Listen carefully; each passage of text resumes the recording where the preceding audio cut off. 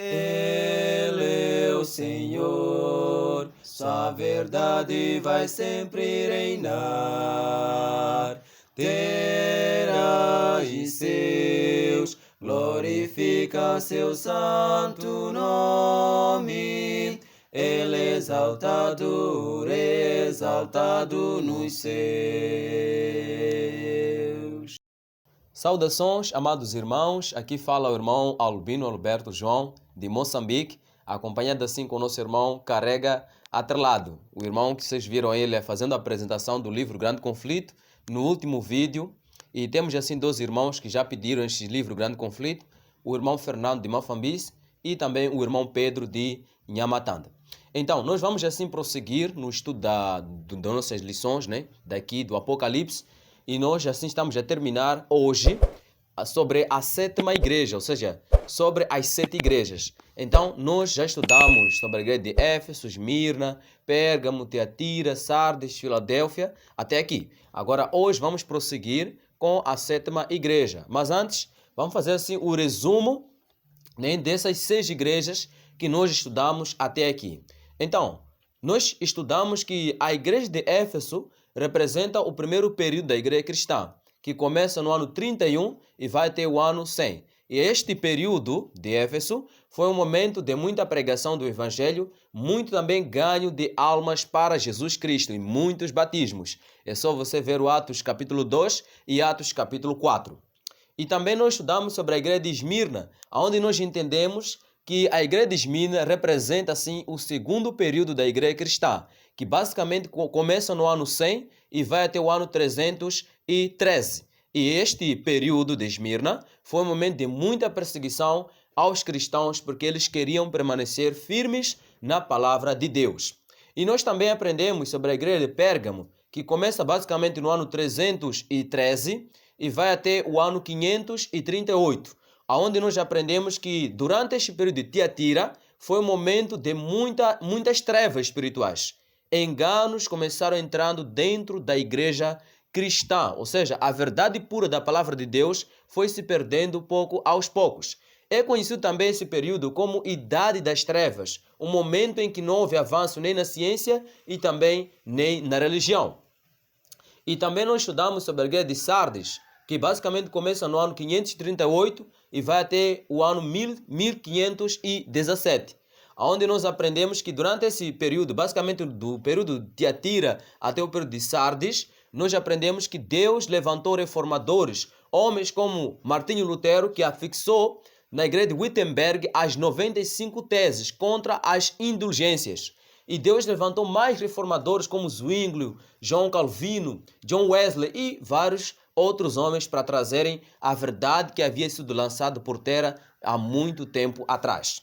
E nós também aprendemos da igreja de Sardes, que basicamente foi uma continuidade daquilo que foi a reforma protestante. Mas agora também chegamos na 6ª igreja, ou seja, a igreja de Sardes começou no ano 1517 e foi até o ano 1798. E então, em 1798, começa então o período da 6ª igreja, que é Filadélfia, que começa em 1798 até 1844. Então, durante esse período de Filadélfia, nós aprendemos que Deus levantou um movimento do advento, que foi pregando a mensagem da breve volta de Jesus, convidando assim as pessoas a entenderem que estão vivendo no momento do juízo, conforme assim Apocalipse 14, versículo 6 e versículo 7. Então, no dia 22 de outubro de 1844, de acordo com Daniel 8,14, Jesus Cristo entrou no lugar santíssimo para fazer assim a obra de expiação, a obra de intercessão. Então, nós vamos prosseguir aqui hoje com o nosso estudo, agora para falarmos sobre a 7ª igreja, a última era dos cristãos. Então, vamos assim para o nosso estudo. Então, nós encontramos a última igreja descrito no livro de Apocalipse, capítulo 3, e nos versículos 14 até os versículos 22. É lá onde está a igreja de Laodiceia. A igreja de Laodiceia, aliás, a cidade de Laodiceia, como já explicamos nos vídeos passados, essas cidades das quais estão aqui como representadas como igrejas, eram cidades, só que lá tinham igrejas cristãs. Então Jesus pegou esses nomes para representar assim os 7 períodos da igreja cristã. Então, a cidade de Laodiceia, né, assim que é, a cidade de Laodiceia praticamente foi reconstruída por um homem chamado Antíoco II. E assim, depois de reconstruir essa cidade, então, deu este nome de Laodiceia em homenagem à sua esposa, Laodice. Agora, também, nós podemos entender como definição dessa igreja aqui no nosso contexto, Laodiceia significa o povo do juízo, ou o povo julgado. E é exatamente isso. Quando nós paramos na sexta igreja, que é Filadélfia, nós entendemos que Deus abriu uma porta aberta. Ou seja, uma porta foi aberta, que nós entendemos que foi a porta do lugar santíssimo. E sendo assim, então, o primeiro anjo de Apocalipse 14, versículo 6, nos diz assim: temei a Deus e dá-lhe glória, porque vinda é a hora do seu juízo. Então, este povo é o povo que anuncia o juízo, ou seja, a igreja de Laodiceia é descrito como o povo do juízo ou o povo julgado. Vamos para o texto bíblico que encontra-se aqui em Apocalipse 3, versículo 14 até o versículo 22. Então vou lendo e fazendo assim as pausas. No dia assim: e ao anjo da igreja que está em Laodiceia, escreve. Vamos fazer uma pausa aqui. Se você notou aqui, até aqui, pode perceber que Jesus sempre ao iniciar para dar assim a carta à igreja, uma mensagem à igreja, ele primeiramente dirige-se aos anjos da igreja. E quando nós abrimos Apocalipse 1, versículo 20, nos fala que os anjos, né, as estrelas que estão nas mãos de Jesus, representam os anjos das 7 igrejas. E, portanto, anjos aqui representam mensageiros ou também ministros, aqueles que foram dados ao cuidado do povo de Deus em cada era. São representados aqui como anjo. E, avançando então, Jesus Cristo tem uma mensagem para a igreja de Laodiceia. E qual é? Ele começa dizendo assim, se apresentando: isto diz o Amém, a testemunha fiel e verdadeira, o princípio da criação de Deus. Então Jesus se apresenta como o Amém, a testemunha fiel e o princípio da criação de Deus. Quando ele se apresenta como o Amém, significa que ele é a confirmação de todas as promessas e de tudo quanto ele fala que vai fazer. E ele também se apresenta como a testemunha fiel, porque Jesus, quando veio este mundo, ele tinha a função de vir testificar da palavra de Deus. E ele é uma testemunha fiel e verdadeira para a igreja de Laodiceia. E Jesus também, ele é o princípio da criação de Deus, porque ele foi o agente principal da criação do nosso mundo, conforme descrito em João capítulo 1, versos 1 até o versos 3 e o versículo 14 também, que diz que o verbo se fez carne e habitou entre nós. Então Jesus, ele é o criador de todo mundo e, portanto, ele merece toda a honra e também toda a adoração. Vamos continuar aqui na nossa leitura. Então Jesus, no versículo 15, diz assim: eu sei as tuas obras, que nem és frio nem quente. Tomaras fora frio ou quente. Encontramos aqui elogio? Não encontramos. Diferentemente das outras igrejas que nós lemos aqui, Jesus, ao iniciar, ele dava primeiramente um elogio. Mas para a igreja de Laodiceia, ele começa diretamente com uma reprovação. E a reprovação é qual? Eu sei as tuas obras, que você não é frio e também não é quente. Mas atenção, Jesus aqui está se dirigindo primeiramente aos ministros desta igreja e depois também à igreja posteriormente. Então, ele está a dizer que os ministros, o anjo da igreja de Laodiceia, ele é morno, ou seja, ele não é quente e também não é frio. E versículo 16 vai dizer assim: porque és morno e não és frio nem quente, vomitar-te-ei da minha boca. É uma mensagem muito dura, mas uma mensagem de amor. E quando nós lemos aqui um livro do Espírito de Profecia, no livro Testemunhos para a Igreja, volume 2, página 337, nos é dito assim: homens e mulheres estão nas últimas horas de graça, e no entanto são descuidados e ignorantes, e os pastores não têm poder para despertá-los. Eles próprios dormem. Pregadores sonolentos pregando a um povo adormecido. Então, o anjo da igreja de Laodiceia está dormindo. Os pastores, os ministros desta igreja estão dormindo. E sendo que eles estão dormindo, então também o povo está dormindo. Porque não há uma mensagem que desperte ao povo. E ainda mais, a própria autora deste livro, Testemunhos para a Igreja, diz que a mensagem da igreja de Laodiceia é uma mensagem arrasadora e uma mensagem de denúncia para o nosso tempo.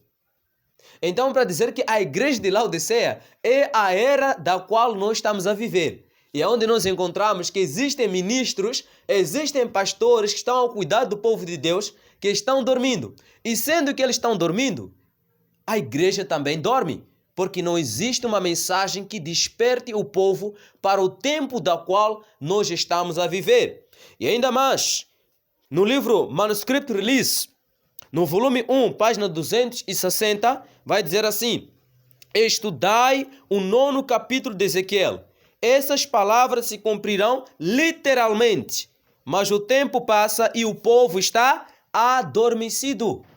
Somos convidados a estudarmos o 9º capítulo de Ezequiel, porque as palavras que se encontram neste capítulo vão se cumprir literalmente.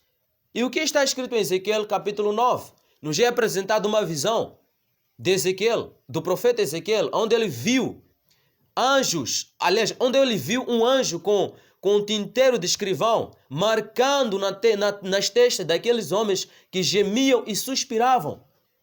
E outros anjos que tinham armas que destruíam aqueles que não tinham o sinal, aqueles que não tinham a marca de Deus. Então essas palavras que estão lá escritas em Ezequiel, capítulo 9, vão se cumprir literalmente. Então é uma mensagem muito solene que nós temos para estes últimos dias. E vamos continuar aqui na mensagem à igreja de Laodiceia. Como é que a igreja de Laodiceia diz, ou como é que o anjo da igreja de Laodiceia também diz? Qual é a condição? A condição que Cristo deu é que essa igreja é morna, esses ministros estão mornos. Agora, basicamente os ministros e como a igreja também não conseguem perceber a visão que Cristo tem. E versículo 17 ele diz assim: como dizes, rico sou e estou enriquecido, e de nada tenho falta. E não sabes que és um desgraçado e miserável e pobre e cego e nu. Vejam só, palavras muito fortes. Jesus aqui diz aqui que a igreja de Laodiceia, que os ministros de Laodiceia, eles dizem que estão ricos, estão abastados, não precisam mais de nada. Mas ele dirige dizendo que você é desgraçado, você é miserável, você é pobre, é cego e nu. Mas a igreja de Laodiceia não consegue reconhecer isso. E sendo assim, Jesus então ele dá aqui os 3 conselhos para os ministros e também para a igreja, para poder despertar do sono. Vejamos só, Jesus dá o conselho dizendo assim: aconselho-te que de mim compres ouro provado no fogo, para que te enriqueças, e vestes brancas para que te vistas e não apareça a vergonha da tua nudez, e que unja os olhos com colírio para que vejas. Então veja só, Jesus aqui apresenta 3 conselhos para a igreja de Laodiceia, 3 conselhos para os ministros de Laodiceia, para os pastores. O primeiro conselho: compre ouro provado no fogo, para que te enriqueças. Deus tem uma maior riqueza, e a riqueza de Deus é o amor e a fé. Segundo a palavra de Deus, em 1 Pedro 1, versículo 7, nos diz que a fé é mais valiosa do que o ouro, que é perecível. Então, quando Cristo diz que compre de mim ouro provado no fogo, ele está a dizer: compre a fé, compre o amor, compre as boas obras. E como é que nós vamos comprar? Com dinheiro? Não, mas é por meio da oração, é por meio da súplica a Cristo, porque Ele é quem está a vender. Ele é o dono da graça. Ele vai nos dar também de graça. Mas quando suplicamos por dom do Espírito Santo. E ainda mais, Jesus também diz: aconselho que compres de mim vestes brancas para que possa vestir e não se veja a tua vergonha, para que não se veja a tua nudez. Os ministros estão nus, a igreja está nua, não tem as vestes da justiça de Cristo. E segundo Apocalipse 19, versículo 8, vai nos dizer que as roupas dos santos são a justiça dos santos. Para dizer que nós somos convidados a termos as vestes de Jesus, as roupas brancas que representam o caráter de Cristo, que representam a pureza. E uma vez revestido de Cristo, então nós viveremos também como Jesus Cristo. E ainda mais outro conselho. Aconselho que compre colírio, para que unja os teus olhos e para que possa ver. O colírio era um medicamento que se colocava nos olhos no tempo passado. E Cristo está pedindo à sua igreja, está aconselhando a sua igreja, para que possa comprar o colírio do Espírito Santo, para ter o discernimento, para conseguir perceber qual é a condição da qual se encontra. O Espírito Santo é o agente que desperta as pessoas a verem qual é a condição espiritual da qual se encontram. E ainda mais, prossigamos aqui na nossa leitura, no versículo 19, porque Jesus dá essas repreensões e também esses conselhos. Versículo 19 explica: eu repreendo e castigo a todos quantos amo. Sê, pois, zeloso e arrepende-te. Aqui está. Jesus repreende e aconselha porque ele ama a sua igreja.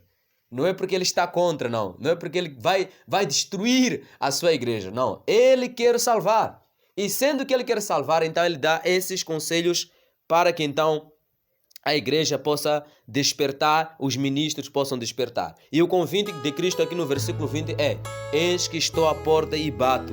Se alguém ouvir a minha voz e abrir a porta, entrarei em sua casa e com ele cearei. Eis que estou à porta e bato. Jesus foi deixado fora e ele está batendo a porta do coração desta igreja de Laodiceia, desta era, para que possa abrir e assim Jesus entrar e cear.